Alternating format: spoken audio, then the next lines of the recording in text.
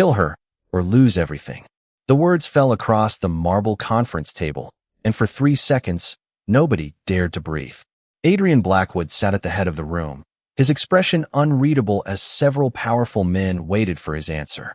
At the far end of the table stood Amara Johnson, the Black Maid who had spent months moving quietly through the Blackwood estate, serving meals, polishing rooms, and asking for nothing beyond an honest day's work. Now they wanted her blamed for a missing file that could threaten Adrian's entire organization.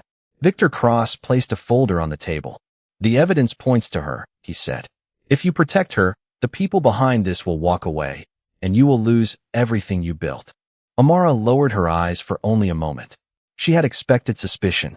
She had not expected to be treated as though her life were merely a number in someone else's calculation. Adrian finally looked toward her. Under the warm chandelier light, his white light olive skin remained calm and composed, his dark brown hair slicked back with natural gray running through it, and his neatly trimmed boxed beard carrying the same subtle silver strands. His tailored black suit and open black shirt revealed part of the fixed black and gray tattoos across his neck and upper chest, while the same designs covered his hands and fingers. He had spent years being obeyed without question. Tonight, everyone expected the same authority to make an easy decision. Victor pushed the folder closer. "You have one choice." Adrian did not touch it. His brown eyes remained fixed on Amara. She stood straight despite the weight of every accusation in the room. Her deep black-brown skin caught the warm light, and her calm face showed no anger, only restraint. She knew what everyone had already decided about her. She was the maid, the employee, the easiest person to blame. But Adrian noticed something nobody else seemed to notice. Amara was not looking at the folder. She was looking at Victor. "Why are you staring at her?" Adrian asked. Victor hesitated. "Because she is the reason we are having this conversation." Adrian's gaze sharpened. "That was not my question." Silence spread across the room. Amara finally spoke. "I did not take anything." Her voice was quiet, but steady. Victor immediately dismissed her words. "Of course you would say that." Adrian raised one hand. The room fell silent again. He looked at the folder, then at the men waiting for him to make a decision that could change everything. For years, Adrian had protected his empire by choosing the safest option. But this time, the safest option required him to condemn someone before hearing the truth. He slowly stood from his chair. His voice remained calm. "No." Victor stared at him. "What?" Adrian looked directly at him. "I said no." Nobody moved. Adrian closed the folder without reading another page. "I will not destroy an innocent person to protect something that was built on trust." Amara's eyes lifted toward him. She had expected judgment. Instead, she saw something she had never expected from the most powerful man in the room: restraint. And Victor suddenly realized that the decision he had thought would divide Adrian's empire might have done something far more dangerous. It had made Adrian question the evidence itself. 3 days earlier, Amara Johnson had been almost invisible inside the Blackwood estate. She moved through the marble halls before sunrise, carrying folded linens, preparing the dining room, and quietly completing the work most people noticed only when it was left undone. She had learned long ago that wealthy rooms could make a person feel small if she allowed them to. So she never did. At 30 years old, Amara had built her life around patience, careful work, and the simple belief that dignity did not depend on a person's position. That morning, soft sunlight stretched across the polished floor as she arranged silverware on the long dining table. Crystal glasses caught the light. Fresh flowers stood in a narrow vase. Everything was in its proper place. Then she heard a door close somewhere down the hall. Amara looked up. The estate was usually quiet at that hour, and the private office was not supposed to be accessed until Adrian arrived. She continued working, but her attention shifted. A man stepped out of the office carrying a thin black folder. Amara recognized him immediately. Victor Cross had worked with Adrian for years.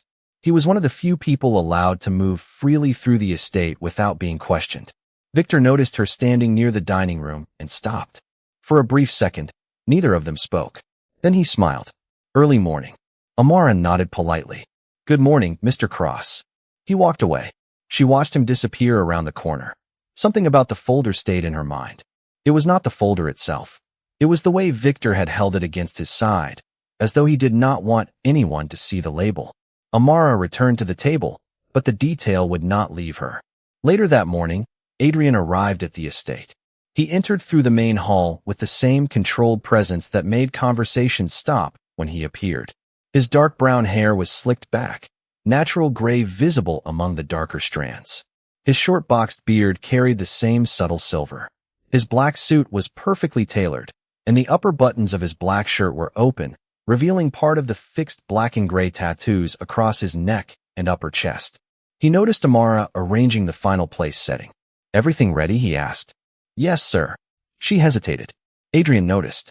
"Something happened?" Amara looked toward the hallway. "I saw Mr. Cross leaving your office this morning." Adrian's expression did not change. "Did he say anything?" "No." She paused. "But he was carrying a folder." Adrian studied her for a moment. Most employees would have ignored such a detail. Amara had not. "What did the folder look like?" he asked. She described it carefully, including a small silver corner clasp she had noticed beneath Victor's hand. Adrian's eyes narrowed slightly. That clasp mattered. The folder Amara described was supposed to be locked inside his office. He had placed it there himself the previous evening. Yet he did not accuse anyone. He simply thanked her and walked away. Amara returned to her work, unaware that her ordinary observation had just created the first crack in a carefully prepared deception. By that evening, the folder was gone. And before anyone asked where it had disappeared, Victor already had an answer. By late afternoon, the Blackwood estate had become unusually quiet. Adrian stood inside his private office, looking at the empty space where the black folder had been kept the night before. He had checked the locked cabinet twice, then reviewed the security log without saying a word. The folder was gone. More troubling was the fact that only a small number of people had access to that room. Adrian remained still beside the desk, his calm expression giving away nothing. His dark brown hair was slicked back, natural gray visible through the darker strands, and his short boxed beard carried the same subtle silver. His tailored black suit remained immaculate, with the upper buttons of his black shirt open enough to reveal part of the fixed black and gray tattoos across his neck and upper chest. His tattooed hands rested lightly against the edge of the desk. A quiet knock came at the door. Victor entered. "You wanted to see me?" Adrian looked at him. "The folder is missing." Victor's expression changed for only a second. Then he sighed. "That is unfortunate." Adrian watched him carefully. "Do you know how it disappeared?" Victor shook his head. "No, but I heard someone had been near your office this morning." Adrian said nothing. Victor continued. "The maid." That single word settled between them. Adrian's eyes narrowed slightly. "Amara?" Victor nodded. "She was working near the hallway." Adrian remembered her description from that morning.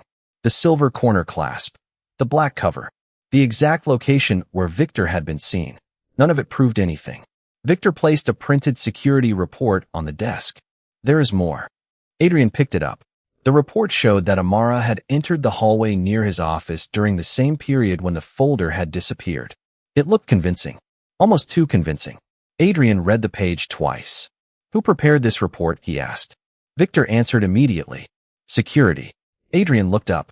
"Which officer?" Victor hesitated. "I will have to check." That hesitation stayed with Adrian. Across the estate, Amara was in the kitchen preparing the evening service when another employee quietly approached her. "Mr. Blackwood wants you in his office." Amara stopped what she was doing. Her expression remained composed, but she understood that something had changed. She walked through the long hallway and entered Adrian's office. Victor was already there. She looked at both men. "You wanted to see me?" Adrian gestured toward the chair. "Please sit." Amara sat down. Victor remained standing. Adrian placed the security report on the desk. "A file disappeared from this office today." Amara looked at the paper, then back at him. "I did not take it." Victor immediately said, "Nobody accused you." Amara turned toward him. "Then why is my name on the report?" Victor had no answer. Adrian noticed the exchange. He picked up the report again. "Did you enter this hallway this morning?" Amara nodded. "Yes." "Why?" "I was carrying linens." Adrian asked, "Did you enter my office?" "No." Victor folded his arms. "But you were near the door." Amara looked at him calmly. "So were you." The room became still. Victor's confidence faltered. Adrian noticed. Amara continued. "I saw you leaving the office with a black folder." Victor's face tightened. "You must be mistaken." Amara shook her head. "I am not." Adrian looked from one person to the other. The missing file had suddenly become more complicated. The evidence pointed toward Amara, but the first person she had mentioned was Victor. Adrian leaned back slightly, studying the report again. One detail bothered him. The time recorded on the security sheet did not match the time Amara had described that morning. Someone had changed something. And for the first time, Adrian began to wonder whether the missing folder was only the beginning. Adrian remained seated behind his desk, the altered security report still resting beneath his hand. The room had gone quiet, but his mind was moving through every detail Amara had given him. The recorded time was wrong. The report had placed her near the office several minutes after Victor claimed the folder was already missing. Adrian looked at Victor. "You said the file disappeared before noon." Victor nodded. "That is correct." Adrian turned the report toward him. "Then explain this timestamp." Victor stepped closer and studied the page. For the first time, his confidence visibly weakened. There must be an error in the system. Adrian's expression remained calm. Perhaps. He looked toward Amara. She had not moved from her chair. Her hands rested quietly in her lap, and her dark brown almond eyes remained focused on the conversation. She was not trying to defend herself with emotion. She was simply waiting for the truth to become impossible to ignore. Victor glanced at her. She could still have taken the folder earlier. Adrian immediately asked, "Then why did you tell me the file disappeared at 11:40? Victor stopped. Amara looked toward Adrian, realizing he had noticed the same contradiction she had. Victor took a slow breath. "I was giving you the information I had." Adrian leaned back. "You were giving me a conclusion." The distinction changed the atmosphere in the room. Adrian opened the security log on his computer and reviewed the entries again. There was a gap of exactly 7 minutes between two records. 7 minutes that should not have existed. He called the head of estate security and asked one simple question. "Who accessed the system today?" A moment later, the answer came through the phone. One name appeared. Victor Cross. Adrian ended the call without changing his expression. Victor immediately said, "I accessed the system because I was checking the security records." Adrian nodded. "Then why did you change the timestamp?" Victor had no immediate answer. Amara remained silent. She understood something important was happening. Adrian was no longer deciding whether she was guilty. He was testing the person who had accused her. Victor finally said, "You are making a mistake." Adrian looked at him. "No, I am asking questions." Victor stepped toward the desk, but Adrian raised one hand. "Stay where you are." The words were calm, not threatening. They simply carried authority. Adrian opened another record. This one showed that the missing folder had been removed from the office after Victor had already entered the hallway. Amara had been carrying linens at that time, exactly as she had said. Victor had been the only person whose timeline remained unexplained. Adrian looked toward Amara. "You said you noticed a silver clasp on the folder." She nodded. "Yes." Adrian asked, "Why did you remember that?" Amara answered quietly, "Because it caught the light when he turned." Victor looked away. Adrian noticed. Then Amara added, "There was also a small mark on the corner." Adrian's eyes sharpened. "What kind of mark?" "A blue line. Very thin, near the bottom edge." Adrian immediately opened the inventory record for the file. The official description included a blue identification mark. Victor had never mentioned it. The room went silent. Adrian closed the computer and stood. "Amara, you may leave." She looked at him. "Am I still being questioned?" Adrian shook his head. "No." His voice softened slightly. "You are the only person in this room who has given me the same story twice." Amara stood and walked toward the door. Before leaving, she looked back at Adrian. "Then you should ask why someone wanted you to believe I took it." The door closed behind her. Adrian remained still. Victor looked at him, waiting for another accusation. Instead, Adrian quietly said, "That is exactly what I intend to find out." For the first time, Victor understood that the accusation against Amara had not protected his plan. It had exposed it. By the following morning, Adrian had stopped treating the missing folder as a simple theft. It had become a question of who wanted him to believe a lie, and why Amara had been placed at the center of it. He sat in his private study with the security records spread across the desk, reviewing every entry from the previous 24 hours. The same 7-minute gap appeared again. It was too precise to be accidental. Adrian called his security manager and asked for the original system record rather than the edited copy. While he waited, Victor entered the study without knocking. "You are still investigating this?" he asked. Adrian looked up calmly. "I am." Victor closed the door behind him. You are risking the stability of everything you have built because of a maid. Adrian's expression did not change. I am questioning evidence because the evidence does not agree with itself. Victor moved toward the desk. You know what happens if the people around you lose confidence. Adrian looked directly at him. Then perhaps they should lose confidence in the people who gave them a reason to doubt. Victor fell silent. Adrian opened a second file containing financial records connected to the missing document. The folder was not merely valuable because of its contents. It contained information about several accounts that had been quietly moved during the previous month. If the information became public, Adrian could face serious financial consequences and lose the trust of several business partners. Victor had known that. That was why the pressure had been so carefully designed. A few minutes later, the security manager arrived with the original access records. The missing 7 minutes were no longer missing. The original system showed that Victor had entered the office at 11:36 in the morning. Amara had been recorded in the dining hall at 11:38. The edited report had reversed the timing. Adrian stared at the screen. Who changed the record? He asked. The security manager answered. The change came from an internal administrator account. Adrian looked at Victor. Whose account? Victor remained quiet. The security manager continued. The account belongs to Daniel Price, but Daniel says he did not make the change. Adrian leaned back. Now there were 2 names, not one. Victor had altered the timeline, but someone else had provided the access needed to do it. The conspiracy was larger than Adrian had expected. That afternoon, Adrian found Amara in the kitchen preparing coffee for the staff. He stood several feet away and waited until she noticed him. Do you have a minute? He asked. She nodded. Adrian told her about the altered record without revealing every detail. Amara listened carefully. Then she said, There is something else. Adrian waited. Yesterday, when I saw Mr. Cross leaving your office, he was not alone. Adrian's eyes narrowed. Who was with him? Amara thought for a moment. I did not see the person's face, but I remember the sound of a key ring. Adrian asked, Anything else? She nodded. A blue access card. It was clipped to the person's belt. Adrian immediately remembered Daniel Price. Daniel was one of the few employees with a blue access card. Amara had not known his name. She had simply remembered what she saw. Adrian looked at her with new respect.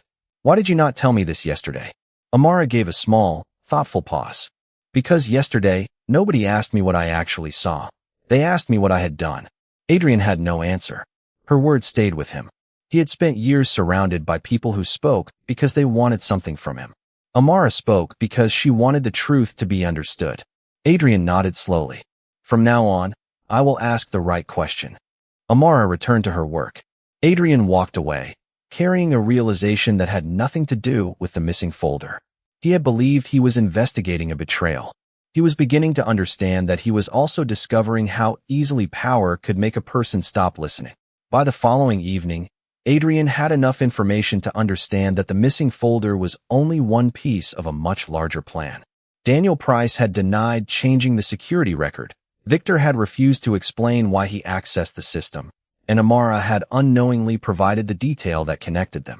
Adrian sat alone in his study, reading the original records one more time. His dark brown hair was slicked back, natural gray visible through the darker strands, and his short boxed beard carried the same subtle silver.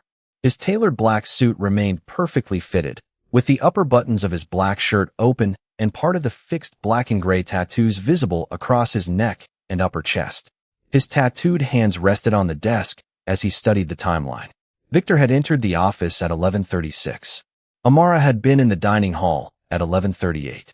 Daniel's access card had been used near the office shortly afterward. The missing folder had not disappeared randomly. Someone had created a sequence designed to make Amara look responsible. Adrian picked up his phone and called his security manager. Find every access record connected to Daniel Price from the past 30 days. The answer came several minutes later. Daniel had accessed the same section of the estate more than a dozen times, always outside his normal responsibilities. Adrian asked for the locations. Most were connected to administrative files, but one location stood out. The private archive. Adrian knew that archive contained older business records that very few people even knew existed. He ended the call and immediately requested the original inventory from the archive. When it arrived, one document was missing. It was not the folder Victor had taken. It was an older file connected to several property transactions from years earlier. Adrian stared at the inventory list. The missing document had been signed by a former business partner who had disappeared from Adrian's organization after a financial dispute. The name meant nothing to most people, but Adrian remembered it. Victor had been involved in that dispute. He stood and walked toward the window. Outside, the estate grounds were quiet beneath the evening sky. For the first time, Adrian saw the shape of the plan. The missing folder had been a distraction. Amara had been chosen because she was easy to blame. The altered security record had been created to make the accusation appear legitimate. But the real objective was the older archive document. Adrian returned to his desk and called Victor. "Come to my study." Victor arrived several minutes later. Adrian placed 2 records on the desk. "You have been asking me to make a decision about Amara." Victor remained silent. Adrian continued. "You wanted me to believe she stole something, but you never asked what was inside the folder." Victor's expression tightened. Adrian noticed. "Why did you never ask?" Victor looked toward the window. "Because I already knew." The answer confirmed everything. Adrian remained calm. "Then you know why this conversation is no longer about her." Victor finally looked at him. "You cannot prove what you think you know." Adrian nodded. "Perhaps not yet." He picked up the archive inventory. "But I know something else. You were not trying to protect the organization. You were trying to control what I discovered." Victor said nothing. At that moment, Amara passed quietly through the hallway outside the study. Adrian saw her through the open doorway and called her name. She stopped and looked back. "Yes, sir?" Adrian asked. "The blue access card you saw yesterday, was it the same color as this?" He held up a photograph of the estate security cards. Amara studied it carefully. Then she pointed to one image. "That one." Adrian nodded. He thanked her. Amara continued down the hallway. Victor watched her leave. Adrian looked at him and said nothing. The silence itself carried the message. The woman Victor had chosen because he believed nobody would listen to her had just provided another piece of the truth. And now Adrian knew exactly where to look next. The next morning, Adrian found the missing archive document exactly where he expected the truth to lead him, inside a private records room that had been accessed after midnight. The room was quiet, lined with dark wooden cabinets and old files that carried years of financial history. He stood beneath the soft ceiling light, his white light olive skin calm against the shadowed room, dark brown slicked back hair showing its natural gray, and his short boxed beard carrying the same subtle silver strands. His tailored black suit remained immaculate, the upper buttons of his black shirt open enough to reveal part of the fixed black and gray tattoos across his neck and upper chest. His tattooed fingers rested against the edge of the recovered document as he read the final page. The truth was finally clear. Victor had not acted alone. Daniel Price had given him access. But the real purpose had been to recover an older agreement that could expose years of unauthorized financial transfers. Adrian closed the file. Then he noticed something else. A handwritten note had been placed between 2 pages. It contained only one sentence. "The maid remembers the morning." Adrian stared at it. Someone had known Amara was important to the investigation long before he had. He immediately left the archive and found her in the dining room, preparing the table for lunch. Sunlight fell across the polished silver and white linen. Amara looked up when he entered.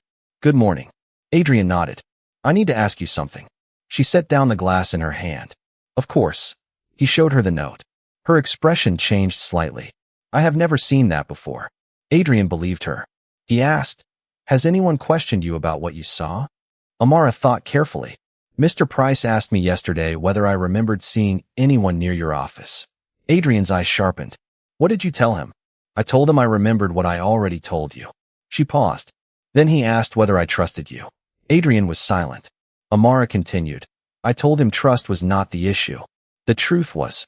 Something shifted in Adrian's expression. He had heard people speak about loyalty, respect, and power for most of his life. Amara had reduced the entire situation to something much simpler. Truth. Adrian looked toward the windows. "He was trying to find out how much you knew." Amara nodded. "I thought so." "Were you afraid?" Adrian asked. She considered the question before answering. "I was concerned. But being afraid does not make a false story true." Adrian looked back at her. That answer stayed with him. Later that afternoon, Adrian called Victor and Daniel into the main conference room. The same marble table where the accusation against Amara had begun now held the original records, the altered security report, and the recovered archive document. Victor entered first. Daniel followed. Neither expected Adrian to have everything. Adrian remained standing at the head of the table. You both told me Amara was responsible. Neither man spoke. Adrian placed the original security record beside the altered copy. These do not match. He placed the archive inventory beside them. This document was removed after Victor accessed the private office. Then he placed the handwritten note on top. And someone knew Amara had seen more than you wanted me to know.